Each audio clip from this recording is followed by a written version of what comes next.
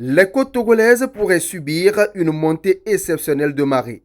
Selon les prévisions météorologiques et hydrographiques, l'on pourrait assister à un phénomène caractérisé par des variations du niveau de l'océan à partir de ce mois d'août jusqu'en octobre. Ces marées hautes et eaux vives trouvent leur origine dans l'alignement des corps célestes. La Terre, le Soleil et la Lune ont une influence sur les masses liquides et donc les attirent.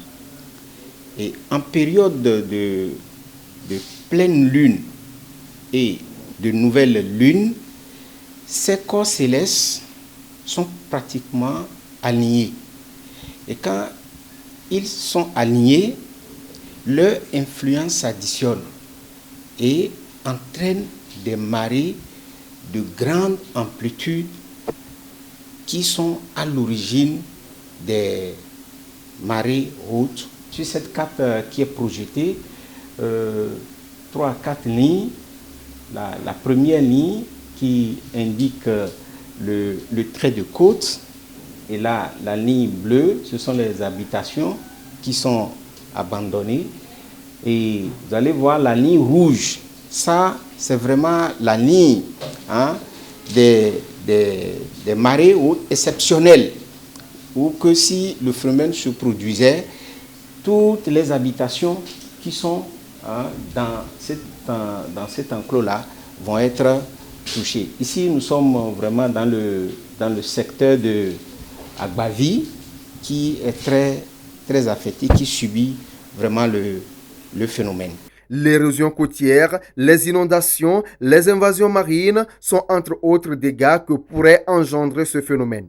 À cela s'ajoutent les pertes en vies humaines et de propriétés ainsi que des dommages sur les infrastructures situées le long du littoral. Au fur et à mesure que le phénomène se produit, se répète, ça contribue à éroder davantage, à ronger la zone côtière. Et c'est de cette façon vraiment que les marées hautes contribuent à accélérer le phénomène d'érosion côtière sur notre côte avec bien sûr les dégradations que nous connaissons tous. C'est pratiquement toute la côte du Togo qui est affectée par le phénomène.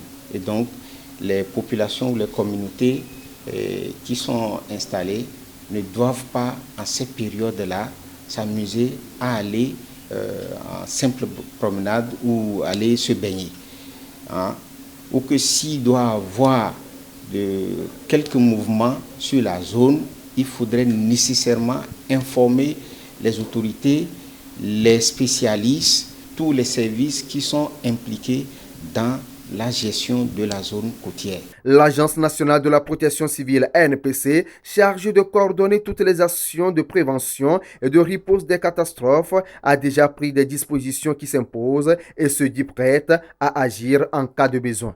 Nous avons accru la surveillance pour éviter des cas d'incident. Quand il y a une situation de catastrophe ou de haute marée, la ANPC étant le leader dans la coordination des situations d'urgence, réunit tous les acteurs pour faire le sauvetage. Il faut secourir, sauver les gens et après faire une évaluation en vue d'une intervention humanitaire.